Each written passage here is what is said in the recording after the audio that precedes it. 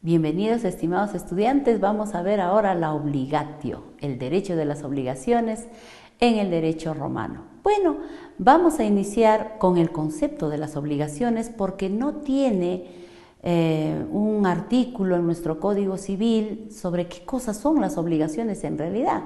Bueno, tenemos en las institutas de Justiniano, en el Digesto, tenemos a Florentino, tenemos a Paulo, que nos han indicado qué cosas son las obligaciones. Bueno, para finalizar, el doctor Felipe Ostellin Parodi, que es el autor del libro de obligaciones de nuestro Código Civil, también trabaja el tema de qué es las obligaciones. Entonces, diremos que obligaciones es el vínculo jurídico que obliga a una persona, llamado acreedor, a cumplir a otra persona denominada deudor ciertas prestaciones de un dar, un hacer y no hacer.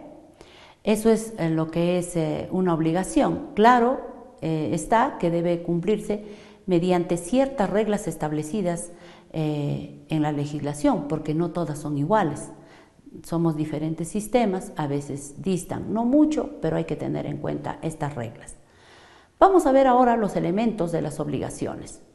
En primer lugar tenemos los sujetos, el creditor, el acreedor o también denominado el agente activo.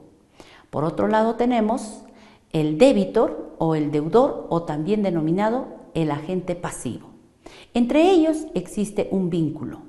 Un vínculo que si es un vínculo civil, es un vínculo coercitivo. ¿Cuándo es un vínculo civil? Cuando el acreedor ha tenido la diligencia, el cuidado de atar debidamente al deudor, por ejemplo, ahora a través de un contrato. Entonces, si lo ha atado así, es un vínculo civil. Pero si el vínculo es natural, el vínculo es bastante débil, no hay fuerza coercitiva que pueda obligar. Y por otro lado, el elemento, el objeto de la obligación. El objeto de la obligación viene a ser las obligaciones, las prestaciones a la cual el deudor está comprometido. Y son solo tres: dar, hacer y no hacer. Vamos a ver ahora, vuelvo a repetir, el vínculo.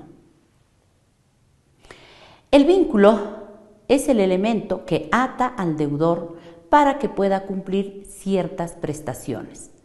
Ahora, habíamos indicado que existe un vínculo natural, también existe un vínculo civil. La preocupación aquí es, ¿qué hago si el acreedor no fue diligente, no fue cuidadoso, actuó con excesiva confianza y solamente dio, por ejemplo, en un contrato de mutuo, que es el préstamo de suma de dinero, entonces le dio y no le hizo firmar nada? Entonces es un vínculo natural, no tiene fuerza coercitiva. ¿Cómo hacer para que se torne, para que cambie a un vínculo civil? A través del reconocimiento, dice la ley. La ley indica también que el reconocimiento puede hacerse vía inter vivos, reconocen, ¿no?, o mortis causa. El deudor puede reconocer en el testamento la deuda que tenía con la otra persona.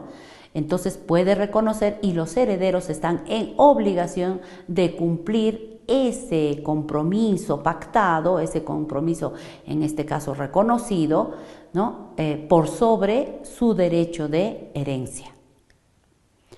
Vamos a ver ahora el objeto de la obligación. Habíamos dicho el dare facere non prestare, decían los romanos, el dar, hacer y no hacer. ¿Cómo reconozco el objeto dar? Cuando la persona se compromete a transferir el objeto, por ejemplo, a través de una compraventa. El facere se reconoce cuando el deudor tiene que realizar un trabajo, una conducta, una acción. Por ejemplo, un cantante. Por ejemplo, el docente. El docente va a tener que responder este compromiso, esta obligación con la conducta, con la acción. Por eso se dice que esta clase de obligación es personalísima. El non facere o la obligación de no hacer se va a reconocer cuando el deudor, una vez reconocida qué vínculo está teniendo con el acreedor, tiene obligaciones de no hacer. Por ejemplo, en el contrato de arrendamiento, la ley indica, es determinante ahí, que el inquilino, que es deudor, ¿no? El inquilino está comprometido a no subarrendar. Entonces ahí se ve las obligaciones de no hacer de acuerdo a la naturaleza de cada vínculo que se ha acordado. En cuanto a la evolución de las obligaciones, bastante tema fascinante, porque antiguamente, incluso antes que los romanos, se decía de que siempre va a haber un vínculo entre un acreedor y un deudor.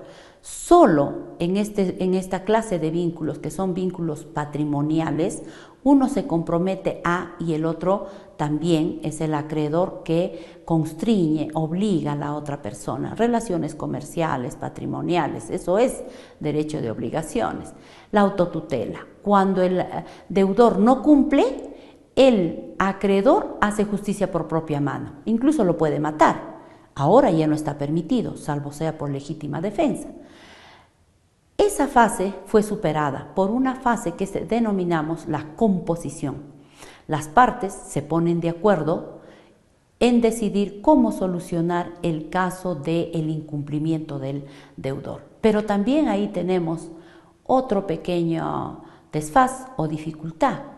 Todavía el acreedor se encuentra en un estado de empoderamiento que puede perjudicar al deudor, por ejemplo, obligándolo, estableciendo a cuotas mayores del interés por la deuda que tenía. Pasamos a una tercera fase. La tercera fase es la fase de la heterocomposición. Ahí ingresa la ley de las 12 tablas. En la ley de las 12 tablas indica cómo se debe actuar cuando el deudor deja de cumplir lo prometido.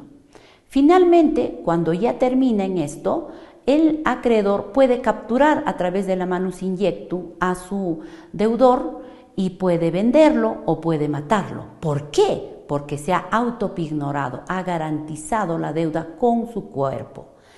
Esta fase también fue superada y está constitucionalmente reconocida en el Perú porque tenemos la ley Lex Poetelia Papiria. Esta ley indica que ya no debe existir autopignoración, más bien debe existir el pignus, el derecho pignoraticio. ¿Qué quiere decir eso?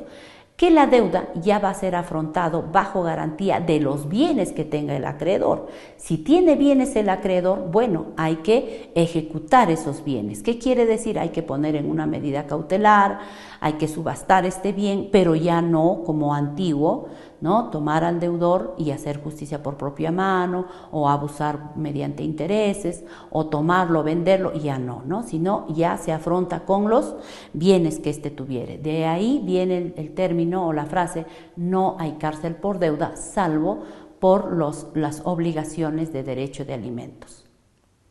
Ahora vamos a ver las fuentes de las obligaciones en el derecho romano. Las fuentes en el derecho romano son 5. Los delitos, los cuasidelitos, los contratos, los cuasicontratos y la ley. Los delitos, ya sabemos, ahí existe un animus. ¿Un animus de qué? De perjudicar a una persona. Un ejemplo, celebro un contrato de mutuo, tengo la obligación de pagar y teniendo no lo hago. Entonces ahí hay un animus, hay una voluntad de perjudicar patrimonialmente al acreedor. En el cuasidelito no existe ese animus. Por ejemplo, el perro sale de mi casa y muerde, perjudica a otra persona. No hay animus, pero sí hay que pagar. ¿Por qué? Porque es un bien riesgoso. ¿Quién? El perro. ¿Quién lo tenía? La persona. Se convierte en deudor. Los contratos viene a ser la fuente principal, tanto en el derecho actual como en el derecho romano, de las obligaciones. Sabiendo que el contrato viene a ser la manifestación de 2 o más partes para poder crear, regular, modificar, ¿no?, relaciones de tipo patrimonial. Eso nos dice la regla en general de los contratos. Los cuasicontratos, en cambio, se distinguen porque no existe una negociación. Entonces, por eso un cuasi.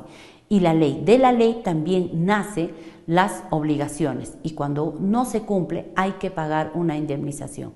En la actualidad, como fuentes de las obligaciones, solo tenemos a la ley, a los contratos y a los delitos. Hemos excluido los cuasi delitos y los cuasi contratos. Muchas gracias.